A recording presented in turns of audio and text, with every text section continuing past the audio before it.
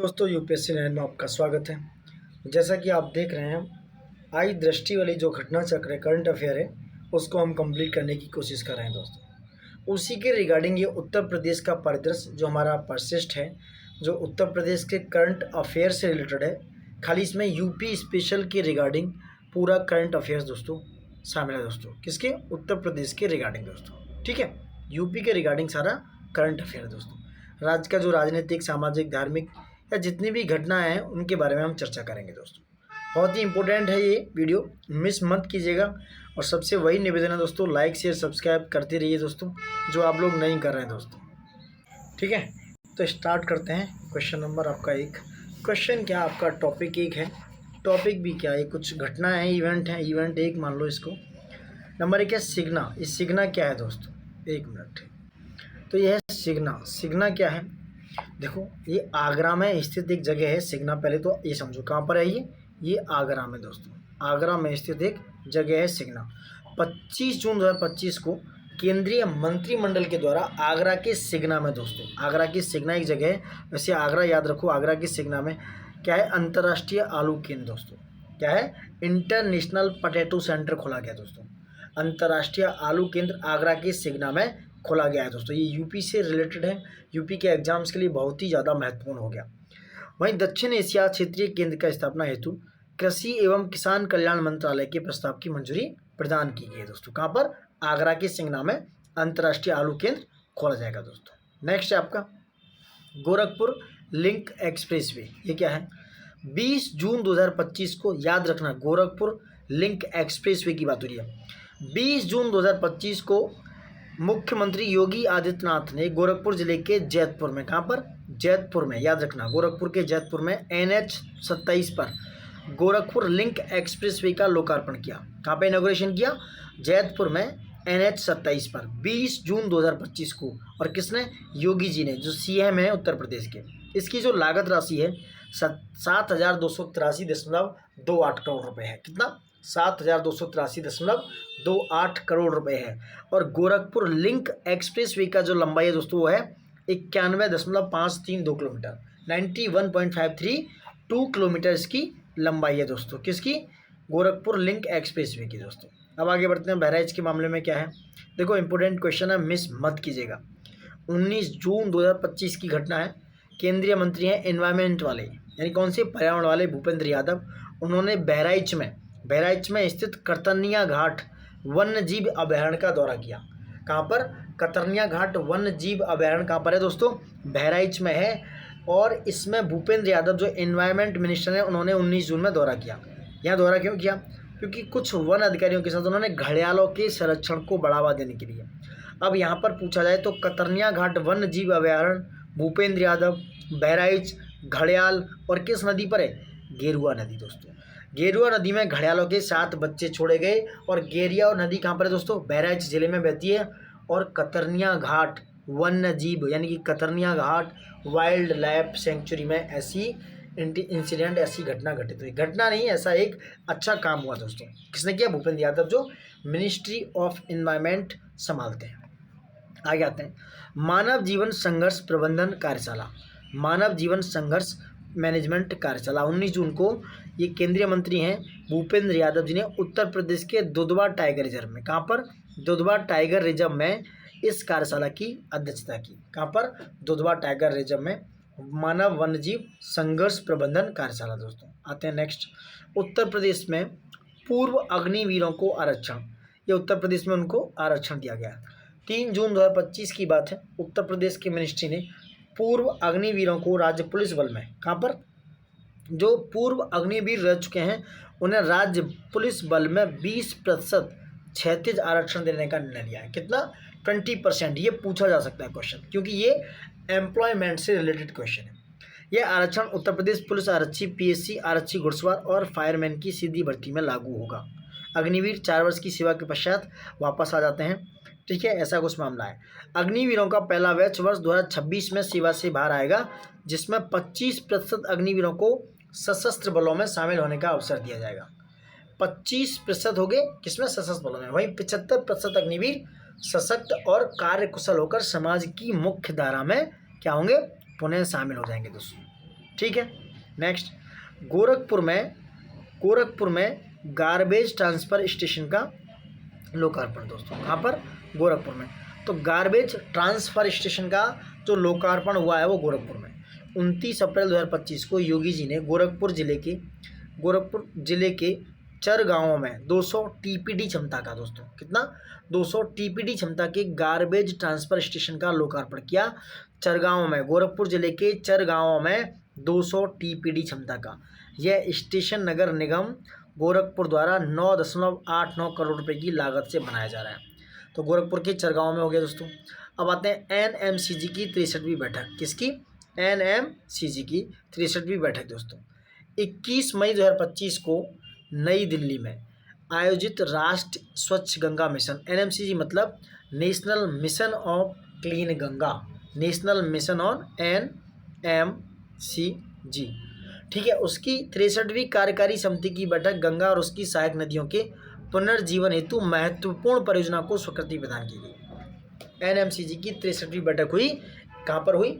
National mission on clean Ganga की 63वीं बैठक लखनऊ में नहीं, नई दिल्ली में, ठीक है। बैठक में उत्तर प्रदेश के शहर आगरा में सीवेज मैनेजमेंट परियोजना के लिए 126.41 करोड़ रुपए की मंजूरी दी गई। तो मेन मुद्दा था कि बैठक में उत्तर प्रदेश का जो शहर है आगरा, उसमें सीवेज मैनेजमेंट को बढ़ाने के लिए दोस्तों 126.41 करोड़ रुपए की मंजूरी प्रदान की गई दोस्तों, ठीक है। और ये कहाँ हुई? नई दिल्ली में। ये बैठक एनएमसीजी की 63वीं कार्यकारी समिति की बैठक थी जो नई दिल्ली में आयोजित हुई। नेक्स्ट, एक विवाह घर का निर्माण कराए जाने की परियोजना। 15 मई 2025 को उत्तर प्रदेश मंत्रिमंडल ने ग्रामीण क्षेत्र के प्रत्येक विधानसभा में, यानी कि प्रत्येक एमएलए जहाँ चुना जाता है, यानी कि जो विधायक चुना जाता है, प्रत्येक विधानसभा में एक विवाह घर, क्या बोलते हैं? एक विवाह घर, जिसे बारात घर बोलते हैं, ठीक है, मैरिज होम भी बोल देते हैं, का निर्माण कराए जाने की परियोजना को प्रस्ताव दिया। प्रथम चरण में प्रदेश के 71 ग्रामीण विधानसभाओं में एक मैरिज होम यानी कि विवाह घर का निर्माण कराया जाना प्रस्तावित है। और इसके लिए जो वित्तीय राशि है फाइनेंशियल ईयर 2025-26 के लिए 100 करोड़ रुपए का प्रावधान किया गया है। 2025-26 के बजट में मान लो 100 करोड़ रुपए का प्रावधान है ग्रामीण क्षेत्र की प्रत्येक विधानसभा में। याद रखना, ग्रामीण क्षेत्र की प्रत्येक विधानसभा में एक विवाह घर का निर्माण कराए जाने की हेतु 100 करोड़ रुपए प्रावधान किया गया है दोस्तों। अब आते हैं नेक्स्ट, अमृत 2 योजना क्या है? उत्तर प्रदेश की है, उत्तर प्रदेश में क्या है? अमृत 2 योजना उत्तर प्रदेश क्या है? 15 मई 2025 को उत्तर प्रदेश मंत्रिमंडल द्वारा अमृत 2.0 यानी कि Atal mission for rejuvenation and urban transformation 2.0 योजना के अंतर्गत स्वीकृत या प्रस्तावित परियोजनाओं हेतु नगरीय निकायों को देय निकासी घटाए जाने तथा निकायांश घटाए जाने से राज्यांश पर पड़ने वाले व्यवहार पर राज्य सरकार द्वारा वहन किए जाने के प्रस्ताव को अनुमोदन प्रदान किया गया। ठीक है, क्या किया गया? अनुमोदन प्रदान किया गया अमृत 2.0 परियोजना के तहत दोस्तों। नेक्स्ट है पंचायत प्रतिपूर्ति एवं प्रोत्साहन योजना। 15 मई 2025 को उत्तर प्रदेश मंत्रिमंडल द्वारा जनगणना वर्ष 2011 के आधार पर 1500 तक की आबादी वाली ग्राम पंचायत के लिए स्वयं के संसाधन से आय आधारित पंचायत प्रतिपूर्ति और प्रोत्साहन योजना के क्रियान्वयन के प्रस्ताव की स्वीकृति प्रदान की गई और इसके लिए 2025-26 के लिए 10 करोड़ रुपए की राशि का प्रावधान किया गया। पंचायत प्रतिपूर्ति एवं प्रोत्साहन योजना दोस्तों। अब बात करते हैं लखनऊ में, इस वेरी इंपॉर्टेंट 11 मई 2025 को, डेट याद रखना, 11 मई 2025 को रक्षा मंत्री राजनाथ सिंह जी ने लखनऊ जो उत्तर प्रदेश की राजधानी है उसमें ब्रह्मोस का एकीकरण और परीक्षण सुविधा केंद्र का वर्चुअल उद्घाटन किया। कहाँ पर? वर्चुअली उद्घाटन किया, लखनऊ में जाकर। केंद्रीय मंत्री हैं रक्षा मंत्री राजनाथ सिंह जी, उन्होंने लखनऊ में ब्रह्मोस का एकीकरण और परीक्षण सुविधा केंद्र का वर्चुअल इनॉग्रेशन किया। अब आते हैं बदायूं पर। बदायूं क्या है? 5 मई 2025 को केंद्रीय मंत्री BL वर्मा ने उत्तर प्रदेश के बदायूं में सफाई कर्मियों के सम्मान में नमस्ते योजना पर केंद्रित एक विशेष बल कार्यक्रम की अध्यक्षता की। कहाँ की? नमस्ते योजना जो कार्यक्रम है जो केंद्रीय मंत्री BL वर्मा ने उत्तर प्रदेश के बदायूं में चलाया गया दोस्तों।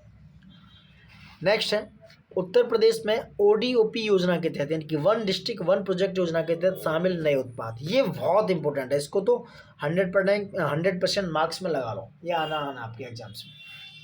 तो मई 2025 में उत्तर प्रदेश सरकार ने अपनी प्रमुख एक जिला एक उत्पाद 1 डिस्ट्रिक्ट 1 प्रोजेक्ट योजना के वन प्रोडक्ट योजना के तहत 12 नए उत्पाद दोस्तों, कितने 12 नए उत्पाद को शामिल किया है। शामिल किए गए कुछ उत्पाद हैं जो कृषि उपकरण और सहायक सामग्री जो है वो बागपत से है।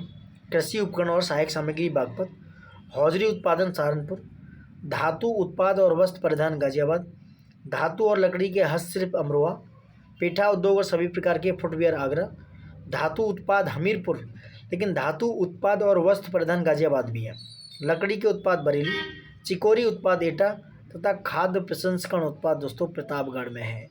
इन 12 नए उत्पाद को वन डिस्ट्रिक्ट वन प्रोजेक्ट में शामिल किया गया दोस्तों, ठीक है। ये भी बहुत इंपॉर्टेंट है, यूपी एग्रीज तथा एआई प्रज्ञा इनिशिएटिव दोस्तों, क्या है यूपी एग्रीज तथा एआई प्रज्ञा इनिशिएटिव, इनकी बात कर लेते हैं, ठीक है। यूपी एग्रीज और एआई प्रज्ञा इनिशिएटिव क्या है। 9 मई 2025 को उत्तर प्रदेश के मुख्यमंत्री योगी आदित्यनाथ जी और विश्व बैंक समूह के अध्यक्ष अजय बंगा, ये दोनों स्कीम जो है वर्ल्ड बैंक से रिलेट करती हैं दोस्तों, किससे, वर्ल्ड बैंक। तो बैंक समूह के अध्यक्ष हैं वर्ल्ड बैंक के अजय बंगा ने यूपी एग्रीज और एआई प्रज्ञा कार्यक्रम का शुभारंभ किया।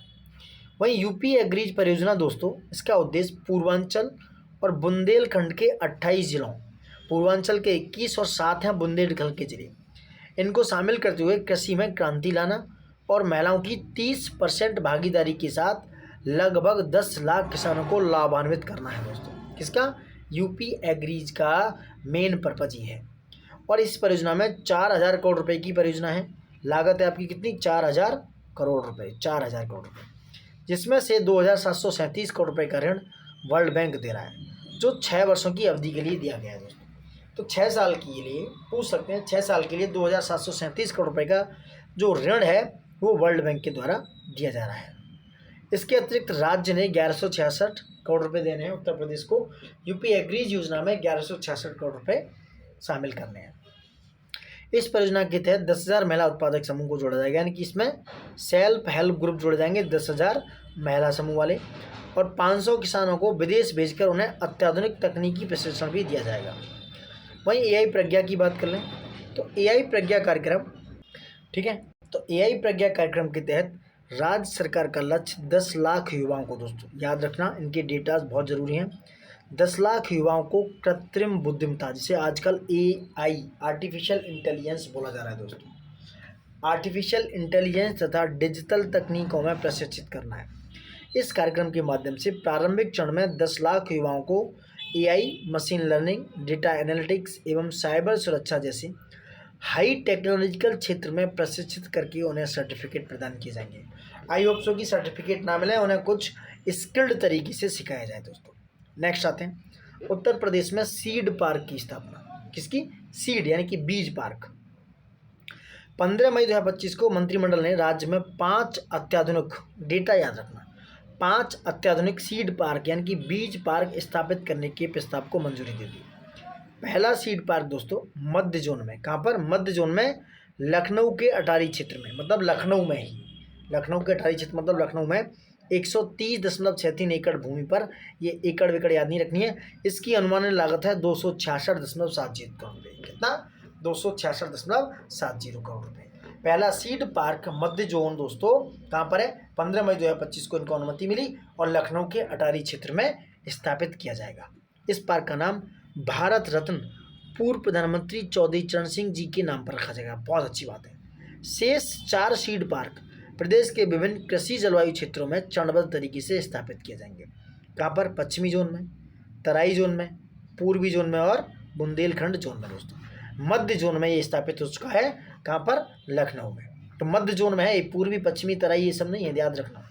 अब आते हैं नेक्स्ट। और उत्तर प्रदेश के दुग्धशाला विकास एवं दुग्ध प्रोत्साहन नीति 2022 कुछ संशोधन है। 15 मई 2025 को उत्तर प्रदेश मंत्रिमंडल ने इसमें संशोधन के प्रस्ताव को स्वीकृति प्रदान कर दी। क्या स्वीकृति दी दोस्तों? इसके तहत आप छोड़ना चाहो तो छोड़ सकते हो, not very important. Uttar Pradesh खाद्य प्रसंस्करण उद्योग नीति 2023 के बराबरी सुविधाएं देने के प्रस्ताव की स्वीकृति दी गई और नई दुग्ध प्रसंस्करण इकाइयों की स्थापना और मौजूद इकाइयों के आधुनिकीकरण के लिए पूंजीगत अनुदान को 10% से बढ़ाकर 35% कर दिया गया। ये बहुत इंपॉर्टेंट है, ठीक है।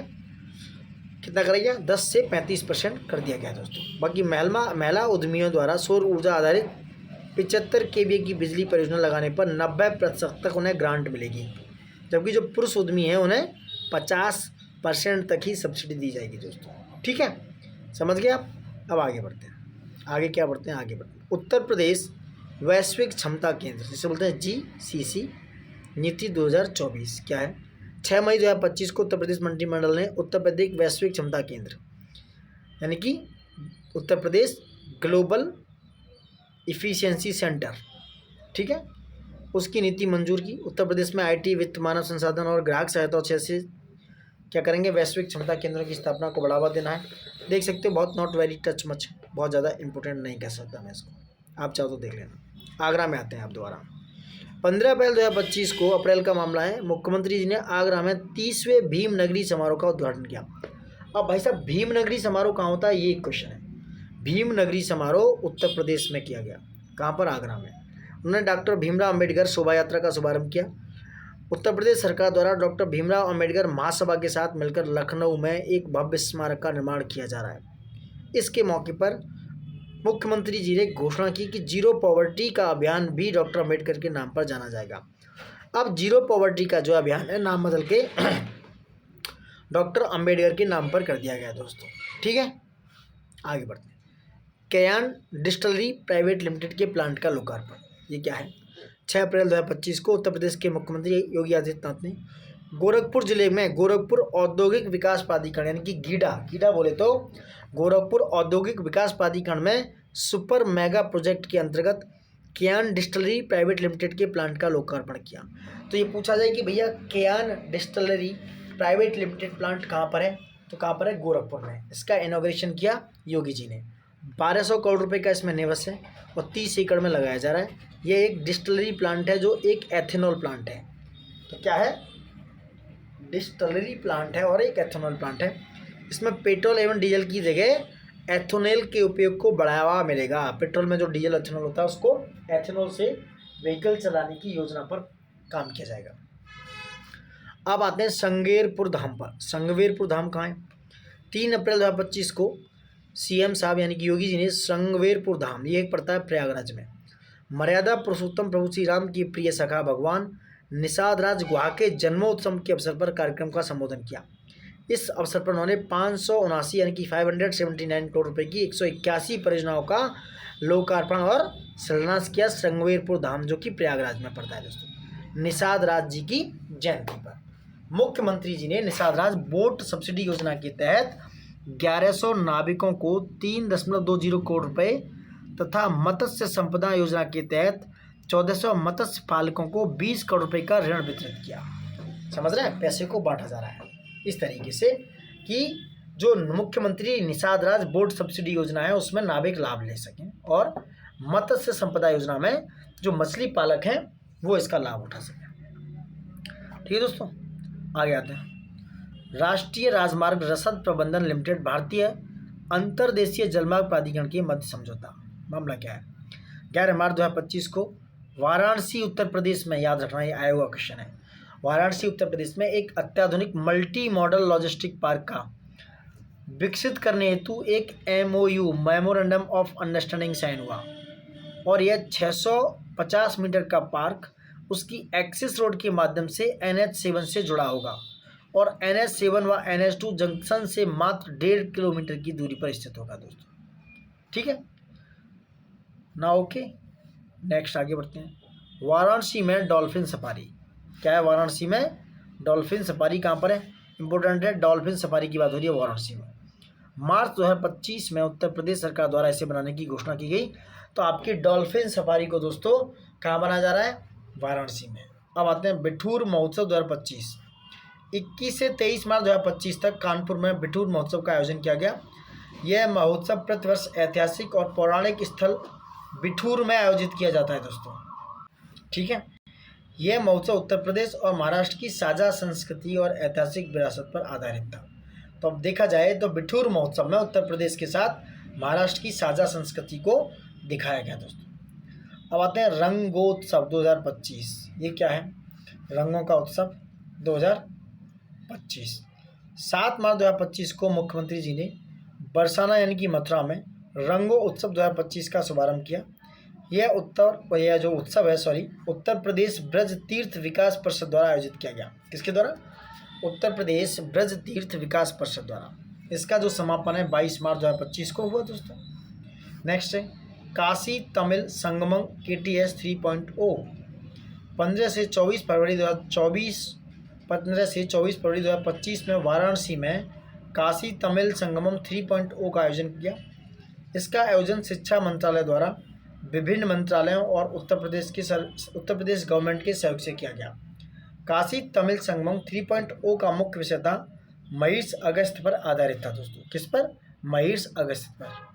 नेक्स्ट, इस कार्यक्रम के लिए IIT मद्रास और IIT BHU कार्यान्वयन एजेंसियां थी। बहुत इंपॉर्टेंट हो गया कि भैया काशी तमिल संगम के लिए IIT मद्रास और IIT BHU जैसी एजेंसियों ने कार्यक्रम के लिए कार्यान्वयन किया दोस्तों, काम किया दोस्तों। ठीक है।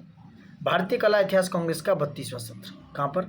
8 से 10 फरवरी 2025 के मध्य भारतीय कला इतिहास कांग्रेस का 32वां सत्र 2025 का आयोजन नोएडा में किया गया।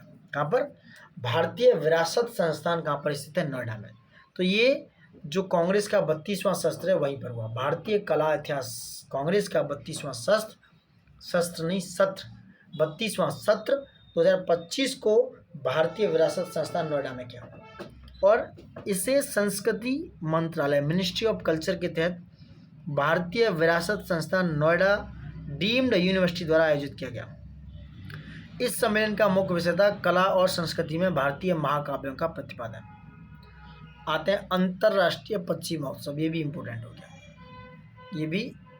हो गया। 16 से 18 फरवरी 2025 के मध्य प्रयागराज में महाकुंभ 2025 में पर्यावरण संरक्षण और जैव विविधता को बढ़ावा देने के लिए अंतर्राष्ट्रीय पक्षी 2025 का आयोजन किया गया दोस्तों। अंतर्राष्ट्रीय पक्षी महोत्सव 2025 का आयोजन किया गया। इस महोत्सव में 200 से अधिक प्रवासी और स्थानीय पक्षियों की प्रजातियों को देखने का अवसर मिला। अब आते हैं वाराणसी पर। क्या है वाराणसी दोस्तों? थोड़ा डिलीट कर देते हैं। 23 जनवरी 2025 को भारतीय अंतर्देशीय जलमार्ग प्राधिकरण मतलब IWAI inland waterway authority of India द्वारा उत्तर प्रदेश के इस शहर में अपना मौजूदा उप कार्यालय का पूर्ण क्षेत्रीय कार्यालय के रूप में उन्नत करने की घोषणा की गई। क्योंकि यहाँ पे पहले उप कार्यालय हुआ करता था, अब यहाँ पर पूर्ण रीजनल ऑफिस खुलेगा। किसका? IW international water authority of India का, IWAI का दोस्तों। ठीक है। ये IWAI का 6ठा क्षेत्रीय कार्यालय है। 5 अन्य क्षेत्रीय कार्यालयों की बात करें तो पहला है गुवाहाटी असम में, दूसरा पटना बिहार, तीसरा कोच्चि केरल, चौथा भुवनेश्वर उड़ीसा, 5वां कोलकाता पश्चिमी बंगाल और 6ठा वाराणसी उत्तर प्रदेश में हो गया दोस्तों। ठीक है। अब आते हैं इस पर गोरखपुर पर। 20 जनवरी 2025 को योगी आदित्यनाथ जी ने उत्तर प्रदेश के शहर में शहीद अशफाक उल्लाह खां पहाड़ी उद्यान में हाथी रेस्क्यू सेंटर और तितली उद्यान का लोकार्पण किया। याद रखें चीज़ें, यानी कि मुख्यमंत्री जी ने शहीद अशफाक उल्लाह खां पहाड़ी उद्यान में हाथी रेस्क्यू सेंटर और तितली उद्यान का लोकार्पण किया। तो शहीद अशफाक उल्लाह खां पहाड़ी उद्यान गोरखपुर में। इस दौरान उन्होंने पीलीभीत टाइगर रिजर्व से लाए गए बाघ जिसका नाम था केसरी, उससे बहराइच से लाए गए भेड़ियों के जोड़े का नाम रखा गया। पीलीभीत टाइगर रिजर्व से लाए गए बाघ का नाम केसरी और बहराइच से लाए गए भेड़ियों के जोड़े का नाम रखा गया। नर भेड़िया का नाम रखा गया भैरव और मादा भेड़िया का नाम रखा गया भैरवी। याद रखना, ये केसरी तो आपको याद रहेगा कि ये पीलीभीत टाइगर रिजर्व से लाया गया बाघ है केसरी, और जो नर भेड़िया है वो है भैरव और मादा भेड़िया है भैरवी। समझ रहे हैं?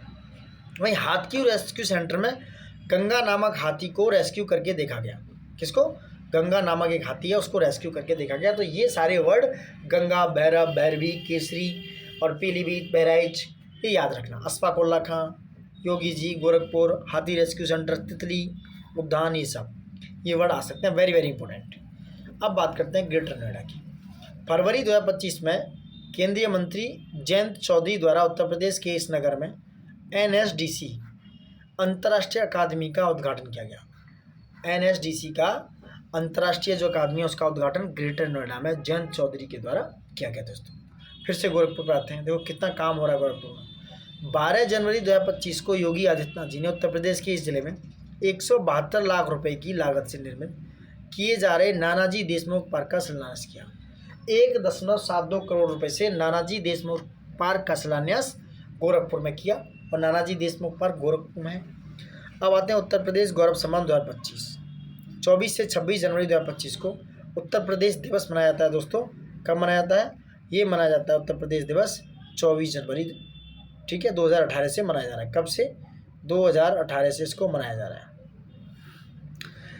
तो 24 से 26 जनवरी 2025 को अवध शिल्प ग्राम लखनऊ में आयोजित उत्तर प्रदेश स्थापना दिवस समारोह के दौरान यह सम्मान प्रदान किए गए और 6 व्यक्तियों को दिए गए।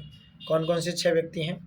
पहले हैं कृष्णकांत शुक्ला वाराणसी से, जगह और नाम बखूबी याद रखना। दूसरे हैं हिमांशु गुप्ता वृंदावन मथुरा से, मनीष वर्मा कानपुर, कृष्णा यादव बुलंदशहर से हैं, कर्नल सुभाष देसवाल बुलंदशहर से और डॉक्टर जय सिंह बहराइच से हैं दोस्तों। कहाँ से?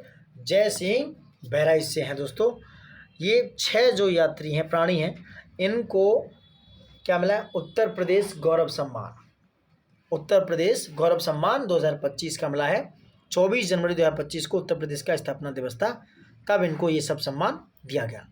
अब आते हैं उत्तर प्रदेश एरोस्पेस तथा रक्षा इकाई एवं रोजगार प्रोत्साहन नीति पे दोस्तों। 22 जनवरी 2025 का महाकुंभ प्रयागराज में मंत्रिमंडल की बैठी, ठीक है, 22 जनवरी 2025 को महाकुंभ प्रयागराज में हुई मंत्रिमंडल की बैठक में नीति अनुमोदित हुई। इस नीति का लक्ष्य अगले 5 वर्ष में 50,000 करोड़ रुपए का निवेश आकर्षित करना है। कितना? 5 साल में 50,000 करोड़ रुपए का निवेश यानी कि इन्वेस्टमेंट लाना है। और एरोस्पेस एंड डिफेंस A&D क्षेत्र में रोजगार के 1 लाख अवसर सृजित करने हैं। रक्षा मंत्रालय द्वारा वर्ष 2025-26 तक उत्पादन दोगुना करके 25 अरब अमेरिकी डॉलर और निर्यात को 5 अरब अमेरिकी डॉलर तक पहुंचाने का लक्ष्य रखा गया दोस्तों। डेटा याद रखना।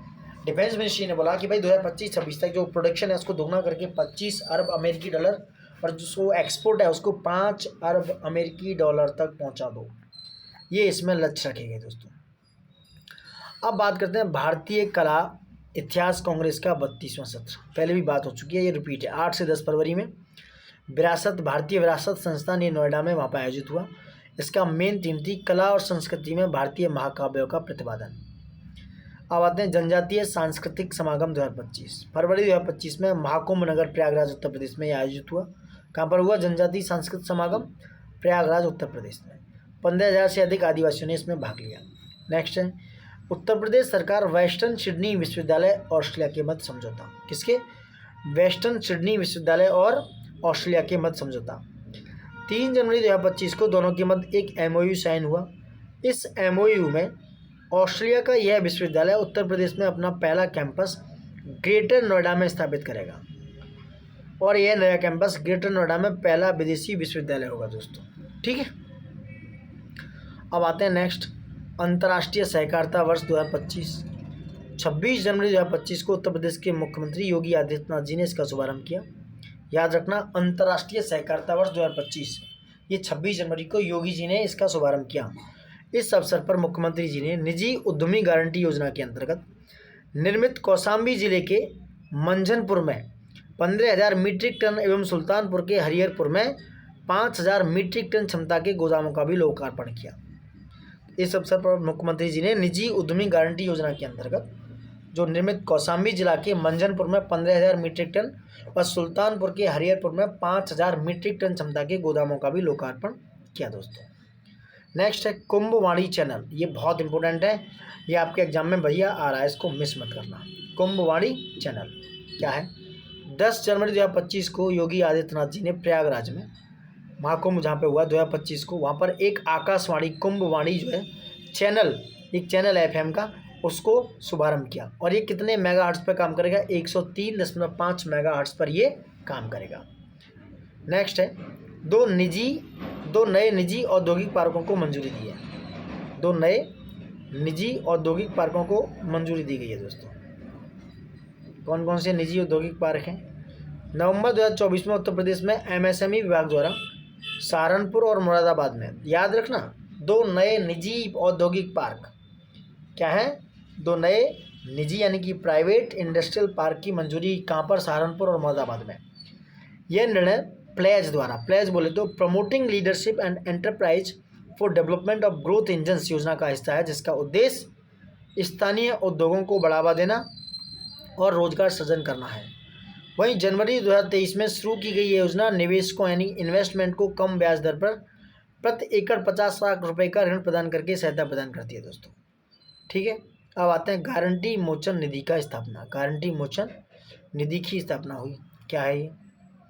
22 नवंबर 2024 को उत्तर प्रदेश मंत्रिपरिषद ने आरबीआई भारतीय रिजर्व बैंक में अदावधिक प्रतिदर्श योजना के अनुसार राज्य सरकार द्वारा गारंटी मोचन निधि की स्थापना के लिए एक प्रस्ताव को स्वीकृत किया। तो गारंटी मोचन निधि जो है आरबीआई के द्वारा उत्तर प्रदेश मंत्रिपरिषद की एक योजना है जो राज्य सरकार इसको गारंटी मोचन निधि के तहत क्या करती है, स्वीकृत करती है।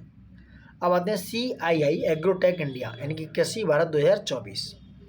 15 से 18 नवंबर 2024 के मध्य भारतीय उद्योग संघ यानी कि कॉन्फेडरेशन ऑफ इंडस्ट्रीज द्वारा लखनऊ में उत्तर प्रदेश में आयोजित हुआ ये भारतीय उद्योग संघ द्वारा CII एग्रोटेक इंडिया कृषि भारत जैसे 2024 बोला जा रहा है, ये CII के द्वारा लखनऊ में आयोजित हुआ 15 से 18 नवंबर और इसका आयोजन उत्तर प्रदेश में पहली बार हुआ और मुख्य विषय था harvesting innovation for sustainable agriculture. दोस्तों नेक्स्ट है पहली डबल डेकर EV बस सेवा।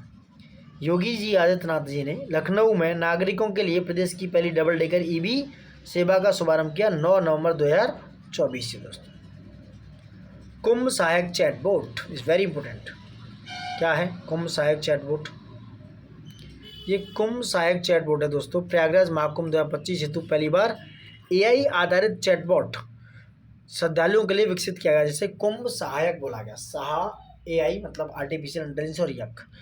इस श्रद्धालुओं को 10 से अधिक भाषाओं में लिख और बोलकर सूचनाएं प्राप्त करने में सहायता मिली।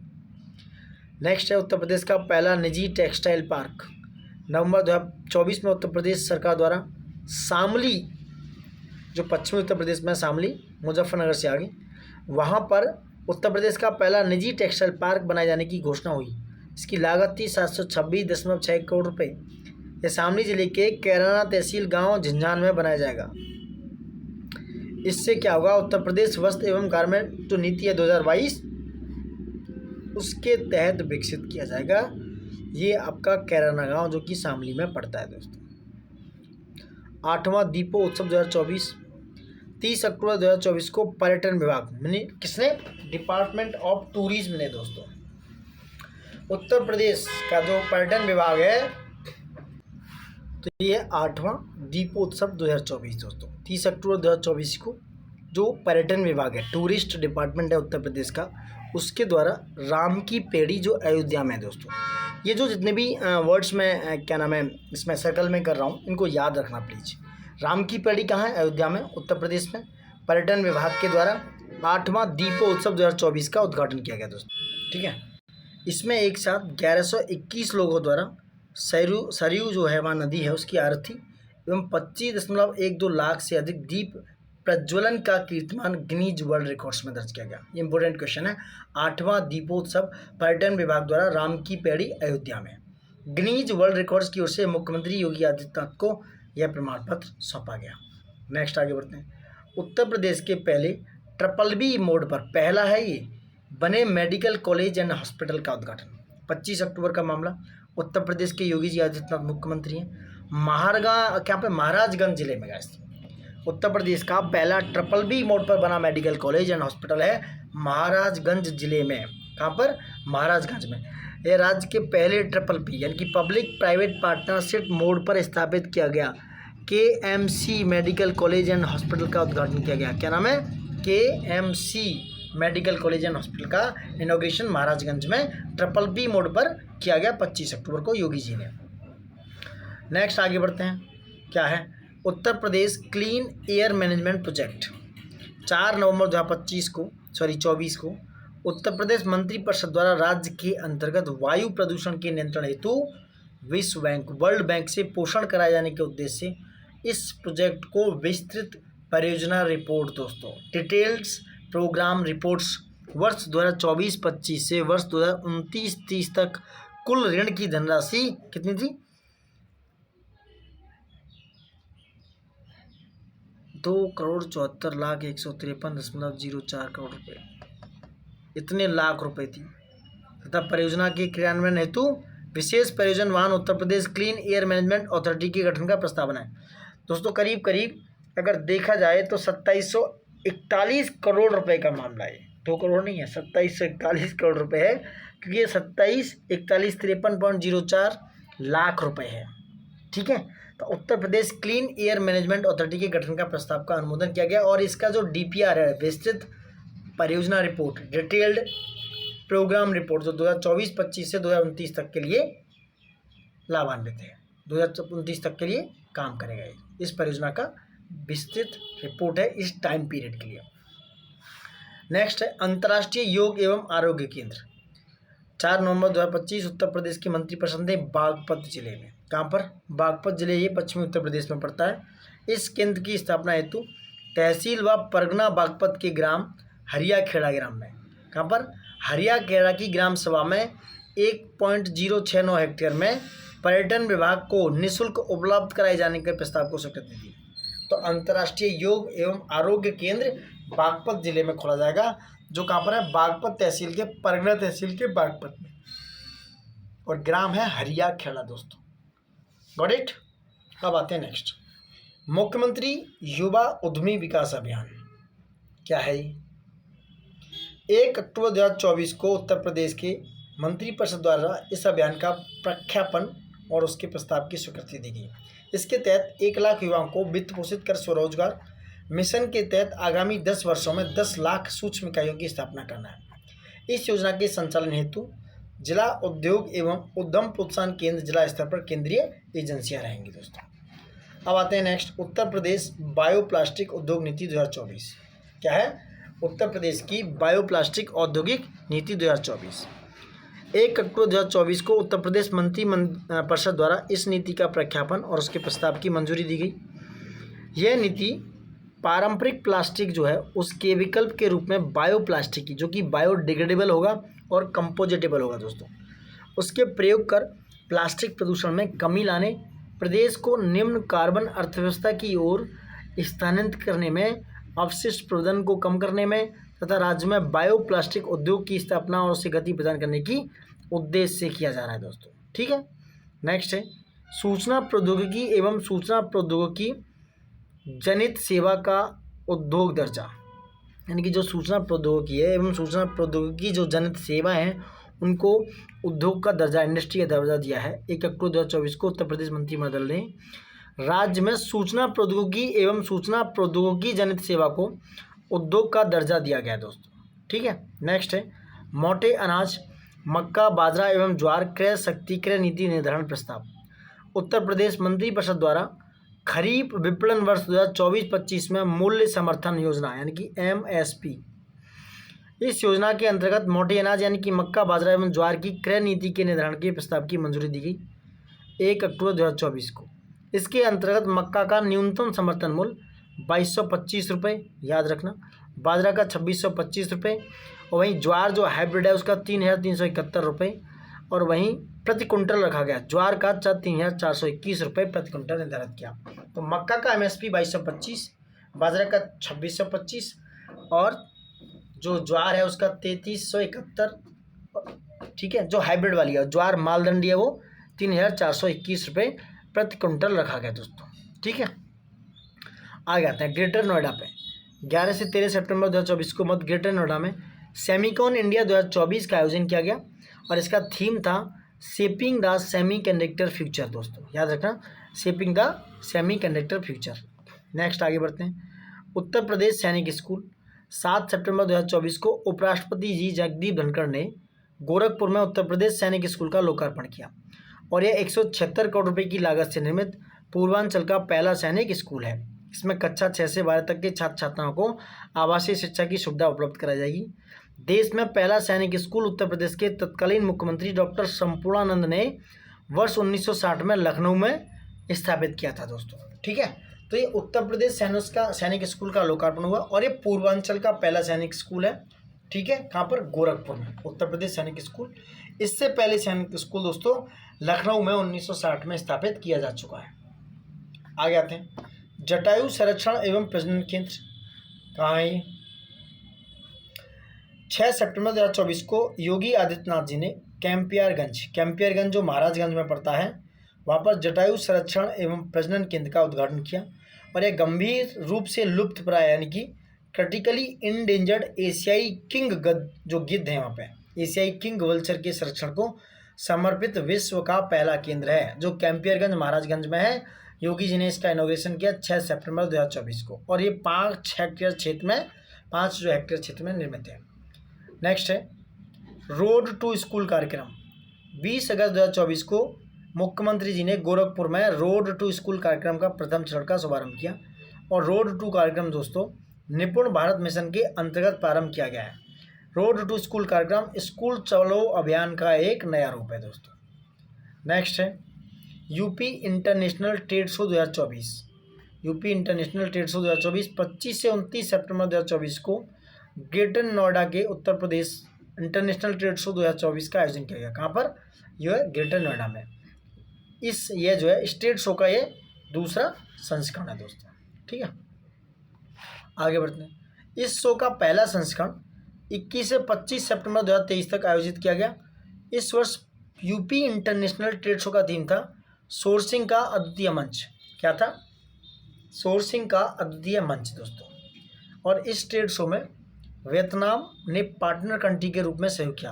तो पार्टनर कंट्री था हमारा वियतनाम दोस्तों। क्या था? वियतनाम। ठीक है, अब आते हैं दोस्तों उत्तर प्रदेश राज्य राजधानी क्षेत्र अन्य क्षेत्र विकास प्राधिकरण अधिनियम 2024। बहुत इंपॉर्टेंट है, याद रखना। 6 अगस्त 2024 को मंजूरी मिली। इस अधिनियम में राष्ट्र राजधानी क्षेत्र यानी कि नेशनल कैपिटल जो रीजन है, जो नई दिल्ली वाला, उसकी तर्ज पर राज्य राजधानी क्षेत्र यानी कि स्टेट कैपिटल रीजन का गठन का प्रावधान है। और इसमें 6 जिले जो उत्तर प्रदेश के शामिल होंगे वो है लखनऊ, हरदोई, सीतापुर, उन्नाव, रायबरेली और बाराबंकी। याद रखना, ये जो जिले हमेशा हो लखनऊ, हरदोई, सीतापुर। इसकी ट्रिक बता देता हूँ। लखनऊ, हरदोई, सीतापुर यानी कि LHS। ठीक है, उन्नाव, रायबरेली और बाराबंकी यानी कि B से बाराबंकी, राय से रायबरेली और U से उन्नाव। ब्रू एक कॉपी है और LHS आप लेफ्ट हैंड साइड करके LHS करते हो ना मैथ में, वो हो गया। तो LHS ब्रू लखनऊ। ठीक है, और लखनऊ के बाद हो गया हरदोई, S सीतापुर, B से क्या हो गया? B से बाराबंकी, R से रायबरेली, U से उन्नाव। और ये 27,826 वर्ग किलोमीटर का क्षेत्र है। और ये राष्ट्र राजधानी क्षेत्र विकास प्राधिकरण का मुख्यालय लखनऊ में होगा। इसके अध्यक्ष मुख्यमंत्री और उपाध्यक्ष राज्य के मुख्य सचिव होंगे। जो उसके उपाध्यक्ष होंगे राज्य के मुख्य सचिव होंगे दोस्तों। ठीक है, ये इंपॉर्टेंट है, इसको भी देख लेते हैं आज क्या है। उत्तर प्रदेश सार्वजनिक परीक्षा अधिनियम 2024, इसको रोकथाम के लिए लाया गया है। 30 जुलाई 2024 को उत्तर प्रदेश विधानसभा ने उत्तर प्रदेश सार्वजनिक परीक्षा अनुचित साधनों की रोकथाम विधेयक 2024 की मंजूरी दी। यह 6 अगस्त 2024 को राज्यपाल द्वारा इस विधेयक को मंजूरी दी, 6 अगस्त को। ठीक है, इस अधिनियम में उत्तर प्रदेश सार्वजनिक परीक्षा अनुचित साधनों की रोकथाम अधिनियम 1998 के प्रावधानों में कुछ बदलाव करके, जैसे पेपर लीक है या कुछ और अनियमितताएं, इरेगुलरिटीज हैं, उनको रोकने का प्रावधान है दोस्तों। अब जो 2024 में आया है उसमें क्या है? इसमें अगर आप अनुचित व्यवहार और पेपर लीक में शामिल हैं तो अधिकतम सजा आजीवन कारावास और 1 करोड़ रुपए का जुर्माना प्रावधान है। वहीं उत्तर प्रदेश लोक सेवा आयोग और उत्तर प्रदेश अधीनस्थ सेवा चयन आयोग राज्य विश्वविद्यालयों के साथ साथ उनके द्वारा नामित प्राधिकरण, निकाय एवं एजेंसी द्वारा आयोजित परीक्षाओं को शामिल किया गया है। इसमें सरकारी नौकरियों के नियमितीकरण और पदोन्नति के लिए होने वाली परीक्षाओं का भी शामिल किया गया है दोस्तों। ठीक है, परीक्षा को प्रतिकूल रूप से प्रभावित करने वाली कंपनी या सेवा प्रदाता को हमेशा के लिए ब्लैक लिस्ट डालने के प्रावधान भी है, यानी कि वो कंपनी सूची हो जाएगी ब्लैक लिस्ट में। इस अधिनियम में छात्रों को कारावास या जुर्माने के दंड की परिधि में शामिल नहीं किया गया है। ठीक है, जो छात्र हैं उनको इससे बाहर रखा गया है। अनुसूचित साधनों के प्रयोग में छात्रों के शामिल होने पर उनका परीक्षा परिणाम रोककर उन्हें 1 वर्ष के लिए अगली परीक्षा में हिस्सा लेने से रोक दिया जाएगा। अगर वो अनुचित जो है साधनों का प्रयोग करते हैं छात्र, तो उनको अगली परीक्षा में करीब 1 साल तक के लिए रोक दिया जाएगा, ऐसा प्रावधान है। पर उन पर कोई भी कारावास और जुर्माने या दंड की प्रावधान नहीं किया गया है उत्तर प्रदेश अधिनियम 2024 में। तो ये था आपका टोटल उत्तर प्रदेश का। आगे हम बात करेंगे संक्षिप्तियों पर, बहुत ही इंपॉर्टेंट है दोस्तों। ये चर्चित व्यक्ति जो राष्ट्रीय हैं, इंटरनेशनल हैं, पुरस्कार हैं, बुक्स वगैरह तो हम कर चुके हैं वैसे। तो ये बहुत ही ज़्यादा इंपॉर्टेंट वीडियो है आपके एग्जाम्स के लिए, खासकर एरो बहुत नज़दीक आ गया है। मिस मत कीजिएगा दोस्तों, बने रहिएगा हमारे साथ, देखते रहिए। और वही निवेदन है, लाइक शेयर सब्सक्राइब दबा के कीजिए दोस्तों, वायरल कर दो वीडियो को। Thank you for watching it and जय हिंद दोस्तों।